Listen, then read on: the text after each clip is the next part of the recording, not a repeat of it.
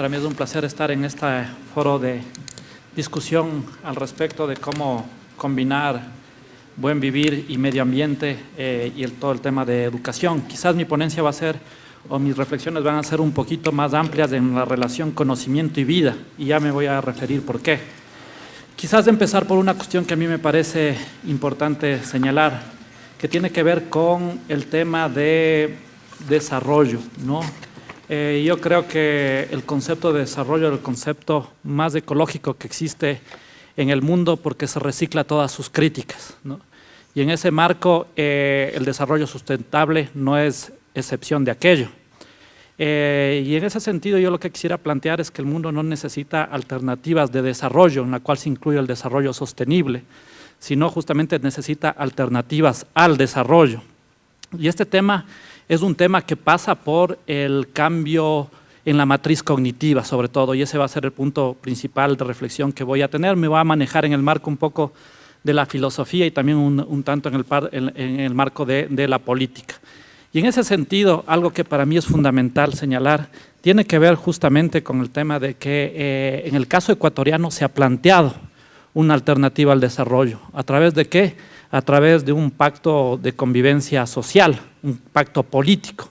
Y yo creería que deberíamos trabajar como sociedad, como ciudadanos del mundo, en un pacto mundial para ir articulando en esta dirección. Y esto implica un cambio cultural que se tiene que dar, porque sin este cambio cultural difícilmente se podrá llegar realmente a vivir en armonía con la naturaleza, como señala la Constitución de la República.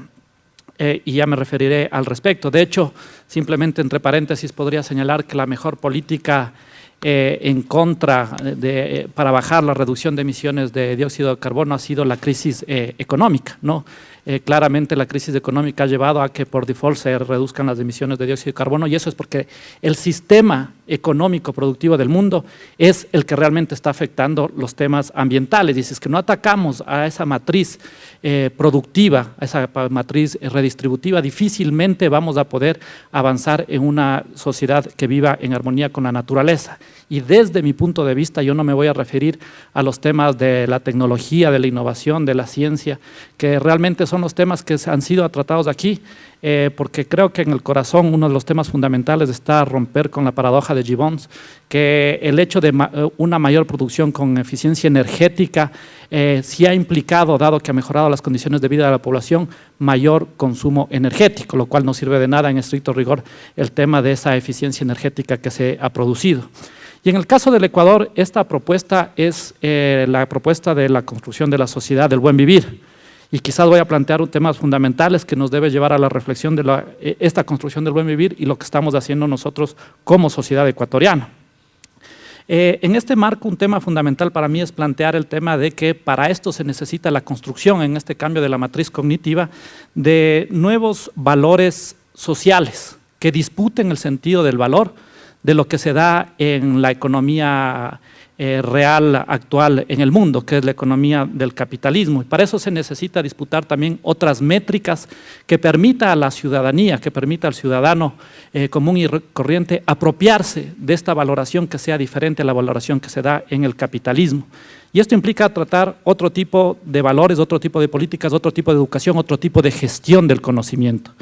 En el marco justamente de esta perspectiva, quisiera simplemente hablar un tema de la transición que se da entre el capitalismo, del capitalismo industrial al capitalismo cognitivo, tratar el tema muy brevemente sobre el buen vivir, que implica realmente otro paradigma, mencionar un tema que está en el marco filosófico, pero también implica un tema de acciones concretas, que es cómo pasamos de lo que se denomina la tragedia de los comunes y de los anticomunes a la virtud de los comunes, como una ruptura epistemológica, tanto en la parte educativa como en los temas de gestión del conocimiento, para finalmente señalar la disputa política que se necesita en la construcción de una arquitectura cognitiva diferente. Y perdón que hable en este marco un poco desde el punto de vista conceptual, pero yo creo que la mejor praxis es una buena teoría. De hecho, muchas veces estamos tan hegemonizados bajo ciertas perspectivas que no sabemos nosotros cómo plantear alternativas, dado que existe una hegemonía a nivel mundial que no nos permite pensar de una manera diferente. En el marco de la transición y la crisis de civilización, aquí vale la pena señalar, personalmente creo que no es una crisis del capitalismo, sino el capitalismo está en su mayor apogeo, ¿no? La prueba más clara es que todos los indicadores de concentración de la riqueza señalan que se está dando una hiperconcentración de la riqueza. Lo señala el último libro de Piketty, que en los últimos 200 años tenemos el mayor nivel de concentración y desde mi punto de vista la concentración de la riqueza es el mejor termómetro del capitalismo. No así, este apogeo del capitalismo es el productor de una crisis de civilización. Y esta crisis de civilización se da, desde mi punto de vista, por una crisis cognitiva, ¿no? Una crisis cognitiva que lleva a una crisis de democracia, una crisis medioambiental, una crisis de acumulación, una crisis de redistribución. Pero vale la pena señalar que nosotros tenemos que pensar en el marco de la transición que vive el capitalismo. Y el capitalismo vive una transición del capitalismo industrial al capitalismo cognitivo, en el cual una de las nuevas formas de apropiación, de generación de esa acumulación, de esa riqueza, se da justamente a través de un rentismo ligado a los derechos de propiedad intelectual. Y en ese marco es necesario también tratar el tema de cómo se gestiona de una manera diferente a la propuesta por el capitalismo cognitivo esos derechos de propiedad intelectual.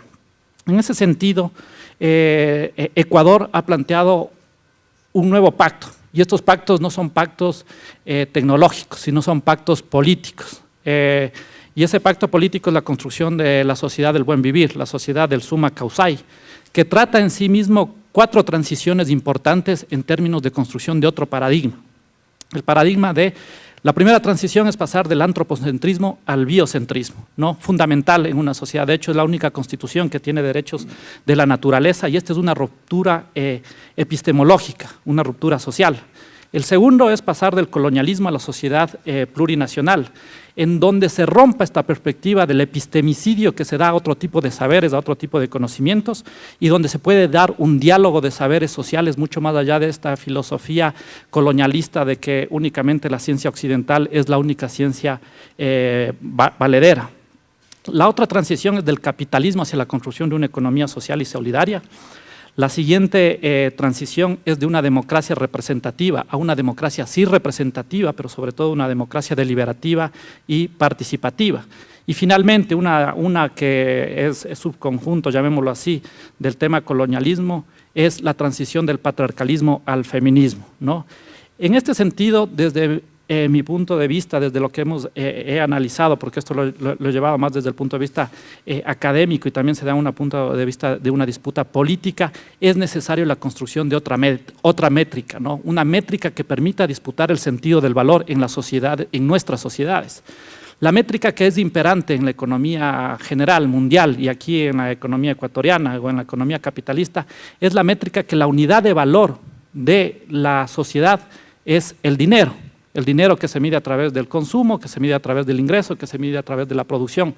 Estamos tan alienados, diría yo, y tan hegemonizados en términos de la crisis de pensamiento que tenemos, que cuando señalamos, por ejemplo, la incorporación en el PIB verde del tema de la incorporación de las externalidades que producen los problemas ambientales, no nos damos cuenta que seguimos en la métrica propia del capitalismo, de la métrica que lo que se valora es el tema del dinero y lo que se valora es el tema del consumo. Idem pasa con la métrica de cuando se incorpora el PIB del trabajo doméstico dentro de las casas de las mujeres, cuando trabajan las mujeres porque son las principales personas que trabajan en el hogar. Se señala, bueno, hemos humanizado a la economía porque hemos incorporado el valor del trabajo de la mujer dentro del PIB, pero el PIB sigue siendo monetario, ¿no? Entonces no salimos desde esa perspectiva. He planteado en un libro que tengo el tema de la necesidad de disputar otras métricas en las que se puede utilizar diferentes métricas, ¿no? Como de hecho se hace la biomasa, los joules en términos energéticos, etcétera, pero yo creo que se necesita una métrica que permita disputar el sentido del dinero.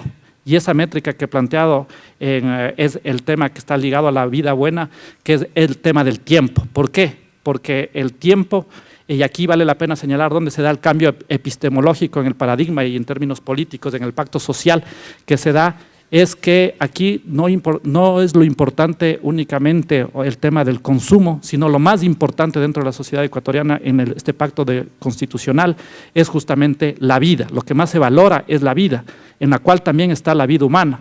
Y en el caso del tiempo, la premisa que tengo en este análisis es que a quien entregas tu tiempo, entregas tu vida. Por lo tanto, el tiempo puede ser una variable importante y de hecho se ha construido una propuesta en términos de métrica que supla o que dé la batalla para disputar el sentido del valor en la sociedad ecuatoriana a través del indicador la esperanza de vida saludable y bien vivida. Y en el caso también del medioambiental, la esperanza de vida de la naturaleza. Esto en un libro titulado La vida buena como riqueza de los pueblos, en donde la métrica y el centro de hacia dónde tenemos que apuntar es hacia luego o paralelo a la satisfacción de necesidades, la producción de bienes relacionales, y bienes relacionales tienen que ver con la relación entre amigos, entre pareja, la relación en la democracia, la participación pública y también la participación en la relación del ser humano con la naturaleza. Entonces, un tema fundamental acá, y ya me referiré más adelante, tiene que ver con el tema de buscar producir otro tipo de paradigmas que disputen el paradigma del desarrollo, donde no se rompe la lógica. Ayer Jeffrey Sachs nos señalaba que el mundo cada vez sigue aumentando en ser el año con mayores niveles de producción de CO2, después de los 20 años, los 50, etcétera, y eso sigue pasando. ¿Por qué? Porque no existe un cambio en los patrones cognitivos y por lo tanto tampoco en los patrones de acción de la ciudadanía.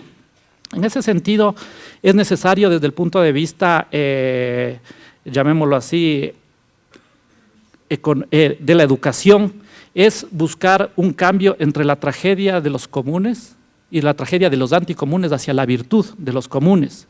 Y esto implica construir una educación que yo creo que es una educación para la democracia, sobre todo, ¿no?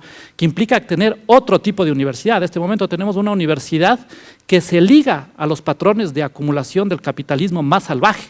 Implica tener otras formas pedagógicas, implica construir el tema de romper con esta mirada de compartimientos disciplinarios, tiene que ver con una educación que le ligue las ciencias con las artes, que recupere el sentido de lo lúdico, que no se vea la separación del mundo de la vida con el mundo del trabajo, que busque las verdades en plural, que no separe el tema que permita un diálogo intercultural, ¿no? Es decir, necesitamos otro tipo de educación y esto implica tener otro tipo de democracia. Ayer se ponía un ejemplo con respecto a los resultados de PISA, que Asia están teniendo los mayores resultados de PISA, ¿no? Los países asiáticos. Mi pregunta es, si es que tenemos el mismo patrón cognitivo del consumidor promedio de Europa o Estados Unidos, estos niveles de educación lo único que van a llevar a mejorar la productividad y la rentabilidad y su ingreso, que por lo tanto va a llegar a cierto nivel de consumo, ¿de qué sirve esto en términos del impacto ambiental que va a tener dentro de la sociedad? Y creo que eso está pasando mucho en Ecuador. Y aquí viene un tema fundamental con respecto al tema de las expectativas. En Ecuador, en el 2006, nosotros teníamos en promedio un ingreso de $500, ¿no? Y teníamos lo que se denomina un ingreso subjetivo mínimo de $514. ¿Qué es el ingreso mínimo subjetivo? Es cuando uno le pregunta a un ciudadano, a una persona, ¿qué ingreso necesitas para vivir bien? Te respondían 514. Al 2012, me parece, 2013, nosotros tenemos un promedio de $700 en términos objetivos, pero de $1,500, $1,200 en términos subjetivos. Es decir, lo que hemos construido sobre todo es, dado que ha mejorado las condiciones de pobreza, de clase media, de bienestar general, se ha reducido las brechas, la polarización. Lo que nosotros tenemos en este sentido es que más que ciudadanos con conciencia de solidaridad, hemos construido consumidores mundiales, ¿no? Y esto ha llevado a que realmente tenga el menor impacto posible. Yo creo que la paradoja de Sterling, que se señalaba ayer el presidente de la República, en la cual, ¿por qué se mantiene una relación no necesariamente directa entre ingreso per cápita y felicidad? Es justamente porque las expectativas tienen mayor velocidad que el incremento de ese ingreso. Entonces, si es que no trabajamos sobre la conciencia, si es que no trabajamos sobre la educación, si es que no trabajamos con otras formas de gestionar el conocimiento, será difícil. Por eso es necesario plantear, y quizás con esto termino por temas del tiempo, es necesario plantear de romper con esta tragedia de los anticomunes, que es la hiperprivatización del conocimiento con la educación, porque no se condice una educación pública de calidad que construya ciudadanos con un sistema de gestión del conocimiento hiperprivatizado a través de universidades que sean hiperprivatizadoras de ese conocimiento y de la tecnología. En este sentido, es necesario construir, y nosotros lo estamos haciendo a través del Código Ingenios, una regulación y una normativa que permita construir una institucionalidad que rompa con esa tragedia de los anticomunes para recuperar el sentido público y común del conocimiento, las tecnologías y la innovación. Y en ese sentido, en términos políticos, esto implica, así como se va a buscar tener un gran pacto en términos ambientales en París, nosotros lo que hemos propuesto en la reunión CELAC-UE como presidentes de la CELAC y también hemos propuesto en el foro académico es la construcción de un tratado mundial para la ciencia, la tecnología y la innovación social que recupere ese sentido de lo público y común, porque si es que no recuperamos y buscamos otras formas de educación y otras formas de gestión de ese conocimiento, difícilmente podremos vivir en armonía con la naturaleza. Muchas gracias a todos y todas.